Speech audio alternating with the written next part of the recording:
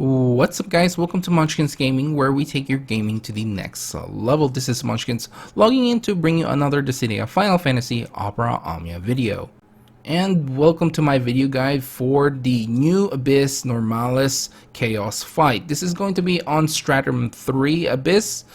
And of course, before we start, hit that like button and subscribe as well if you haven't already. It does really help my channel, guys, and I really do appreciate it. So without further ado, let's start this video. Now we'll start this off with the general tips and guide, and the first one is, unfortunately, you cannot bring any short sword based characters. So for example, Warrior of Light uses a short sword. Unfortunately, you cannot bring this. This is part of the new system for the new Abyss, which basically goes by the name of codes. Basically, with this codes, this will be the limiting factor that will apply to you basically as the player into making your party compositions. Think of it like the Beta Abyss, where they kind of force you to bring certain character, like, you know, weapon based characters, but this one is limiting you. It's really forcing you to not use those characters, whereas before you can bring any characters you want, but you just won't get the reward for that particular mission tab. Now for the next tip I have for you guys is to bring an Imperialer or a Dispeller. This will make the run more manageable for you. This is not completely necessary, it's not compulsory, but it just makes the fight a lot easier, or the entire run a lot easier, if you do have an Imperialer or a Dispeller at your arsenal. So think of like Lulu as probably the best Imperialer slash enchanter, and if you can dispel, say, you know, Balthier, or if you can even stop them from getting those buffs, you can use Yuffie as well. Those kinds of characters will definitely make these fight a lot easier. The next tip I have for you is to bring a majority of magic based characters. Now the first wave is actually the only one that is resistant to melee and physical range attacks, but overall, if you can avoid, you know, using, if you're not planning to bring an Imperialer or like, you know, an enchanter or something like that, then, you know, this will prevent you from hitting those resist up on those melee attacks. And for the most part, it's not that big of a deal. It's okay. You're still hitting pretty hard because they are kind of in the heretic version, which means their defense is actually pretty low. Now moving on to the next tip is to bring a tank and slash or a healer. This is more for a safety run. You don't really need to bring one, but if you do have some, then I do suggest to bring it with you. This doesn't have any turn requirements, although you do need to actually get the minimum score. So having less turns is still gonna make it a lot easier for you to reach that minimum score. So if you are like taking too long, if you're bringing a healer, then you can just not bring one. It's not compulsory again, but it's just more for safety. Now the last tip I have for you guys is to bring Ifrit if you don't plan on bringing any fire damage dealer. This is more for the last wave of this fight. It has that elemental behemoth, which I really hate, by the way. So I think it's one of the most worst boss that you know, I've ever fought. I really hated it back when it came out. I think it was during Realms event, and I just hated it ever since then. So bring Ifrit if you are not planning to bring an Imperialer or a fire damage dealing character. Okay, now let's move on to the general strategies, and we'll go this wave by wave. On wave 1, this is they are resistant to the melee and physical range, as I mentioned before, although they are nothing special. If you do have an Imperialer, you can bypass that resistance. So yeah, the biggest thing here is making sure they are broken, because if not, then they can hit you with an HP attack, and they can use Crushing Fangs as well, which I guess will drop you down to like 0 brave and then break you afterwards. So those are a little bit scary, but otherwise, I mean, we've fought this boss so many times now, so they aren't that scary anymore. Now for wave 2, they can change their weaknesses depending on its veil. Basically, they use white veil and black veil. Then they will change their elemental weakness depending on that. Again, this can be bypassed by having an Imperaler. Just makes things a lot easier. If you are kind of curious what they are weak against, a black veil, they are weak to earth, wind, water, and holy. Think of like white magic and black magic.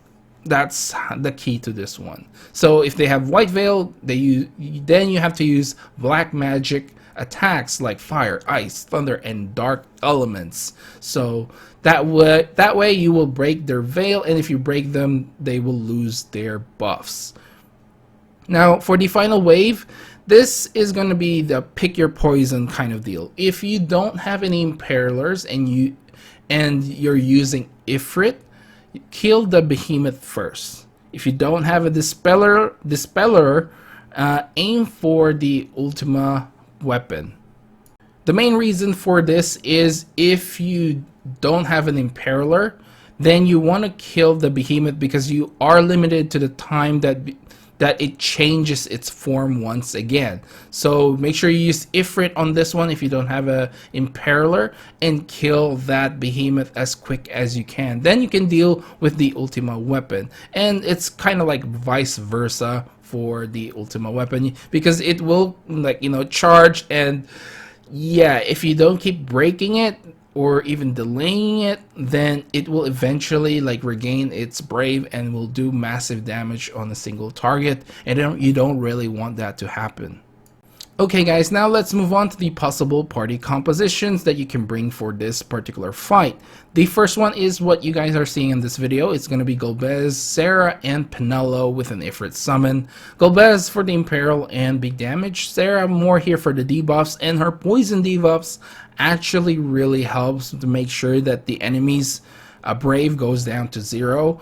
And that way they pretty much just use a brave attack. They don't, for whatever reason, did not use any like brave plus HP attacks on me, even though their like brave dropped to like 0. So yeah, sometimes, you know, AI is kind of weird.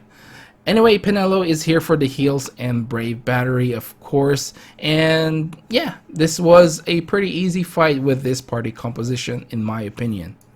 Now the next team I have for you guys here is going to be Yuffie, Zack, and Papalymo with brothers for the summon. Basically, Yuffie is here to stop the bosses from buffing themselves with her unique debuffs, and of course she applies a lot of debuffs as well. Zack is here for tanking, and Papalymo is basically here for the fire damage on the last wave, and of course he does a lot of splash damage with that fire spell. Next up, I have Edge, Kryle, and Penelo with an Ifrit summon. Basically, Edge is here for dodge tanking every now and again, so if you can do it, just do it. And with his EX ability as well, basically the entire party can dodge all those attacks. Kryle is here for the Thunder Imperial, and of course a great battery as well, and Penelo for heals and brave battery. Now the last team I have for you guys here is the semi-ultimate delay team. Only because Y'shtola is not part of this team, that's why it's only semi-ultimate. Basically this is with a Shiva summon, and you use Vayne and Aranea to completely delay as much as you can the bosses. And of course Lulu's role here is to put the Fire Imperial in, apply the Fire Enchant to the entire party, basically bypassing the wave 1 resistance to physical attacks and physical range attacks. So this is one way to go around that and just keep using delay as your main tactic. Anyway guys, we're finally towards the end of this video, and of course I'll give you guys my final thoughts on this fight. Now I honestly believe that this fight is on the easy side of chaos, even with the restriction, even with the codes debuff and the buffs on the boss. In all honesty, this was pretty easy. I do have to say though that you probably want an Imperaler. Like I said, like I mentioned earlier, I just want to reiterate that just makes things a lot easier for this fight because of the changes of the resistances for the bosses from wave 2, and of course in wave 3 with the elemental behemoth. But otherwise, yeah, I'm gonna have to say on the easy side. And yeah, if you have anything else to add, leave down in comments below as well. Let me know your team down there. Remember to click like and subscribe if you haven't already. It does really help my channel to grow, guys, and of course helps with the YouTube algorithm as well. And I really do appreciate it for everyone who does that on my videos. I really do. Anyway, make sure to follow me on Twitter. I am on Facebook as well at Monchkinz Gaming. And again, leave down in the comments below your teams. And of course, if you think I missed anything, leave it down all down there in the comments below. This is Monchkinz logging off, and I'll see you guys in the next level.